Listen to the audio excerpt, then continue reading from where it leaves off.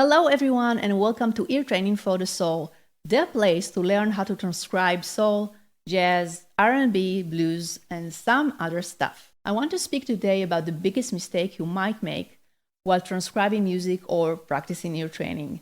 I know it's the biggest mistake you might make because I've made this mistake by myself for about 4 years of my life.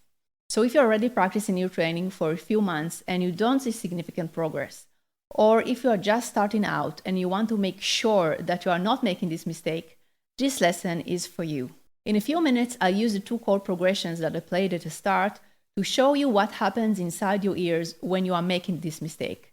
But first, I want to tell you the story of how I discovered it and what I did and still doing to avoid it.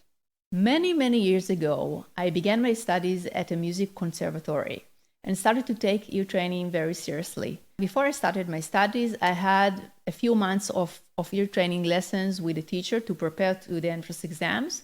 And I also used to transcribe songs from the radio to the best of my ability. After the first few ear training classes, it was apparent that the method that they taught in school had the same approach as the approach that I used to practice with before school. I call it the traditional ear training approach, and what it says is basically this.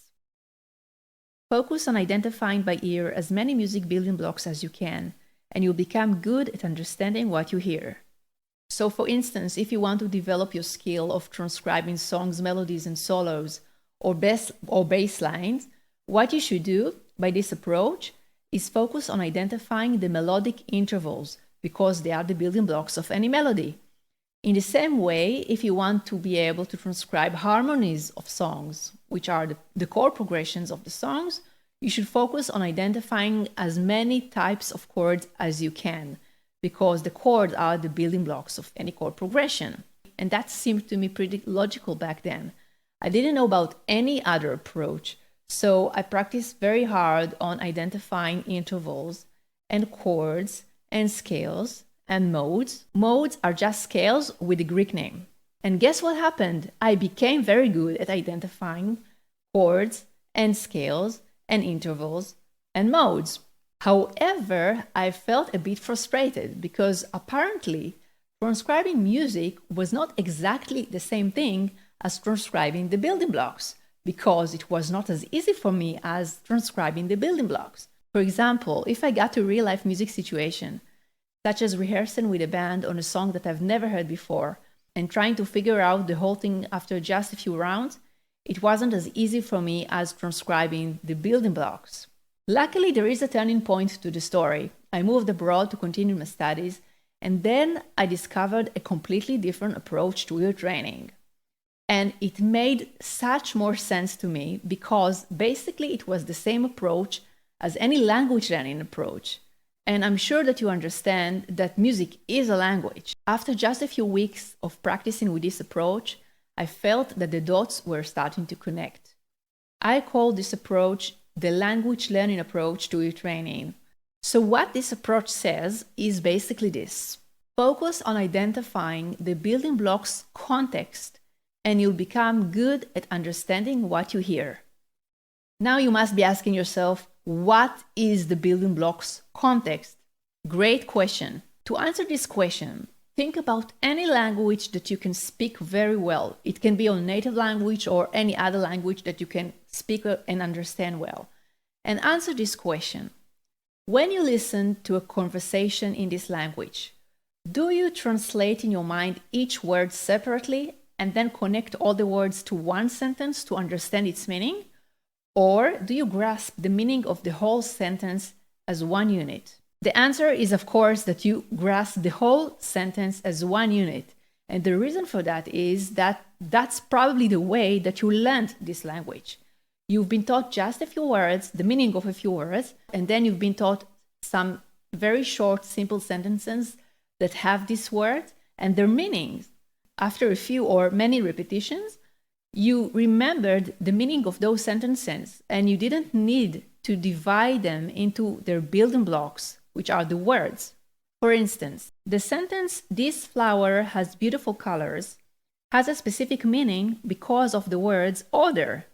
You wouldn't understand what the heck I mean if I say to you, "Is flower colors this has beautiful," right? Therefore, the order of the words in the sentence and the connection between them, in other words, the context, is critical for understanding the meaning and for doing it fast. Now, after you understand the meaning of the building blocks context in any language, let's get back to music to understand the context of the building blocks in music. I'll play again the two chord progressions that I've played at the start, and I want you to answer two questions. The first one is, which one of the chord progressions do you think is easier to transcribe? And the second one is, why do you think that this chord progression is easier to transcribe? You don't need to have any experience in ear training to answer on this question. Just use your intuition and answer the first thing that comes into your mind. Here are the chords again.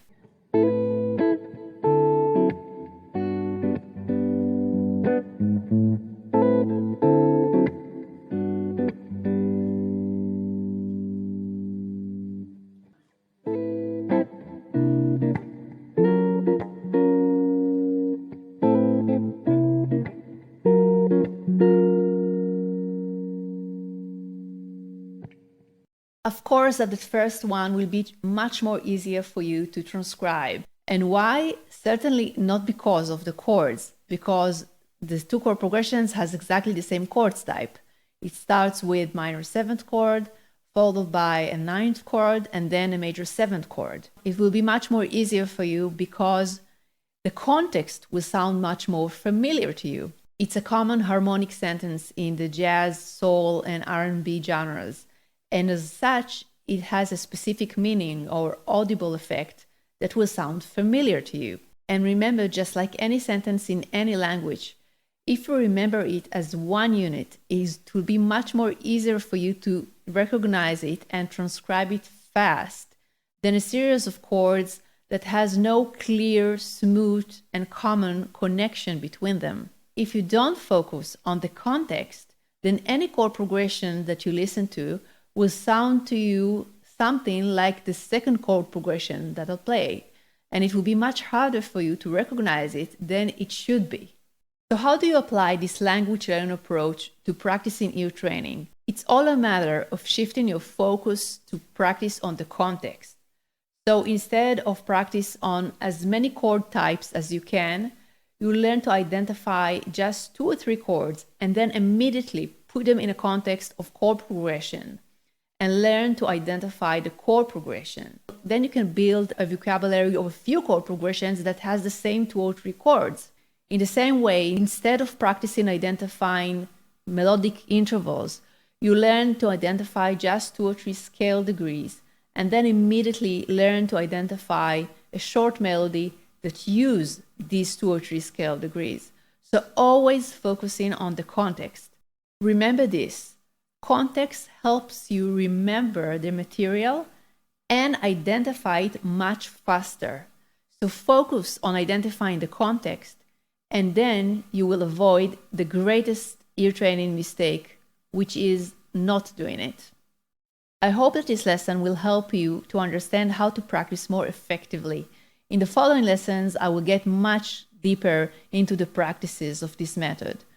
So if you find this interesting and helpful for you, don't forget to subscribe to the channel and click the bell button if you want to be notified each time I upload a new video. Thanks so much for watching, and I'll see you next time.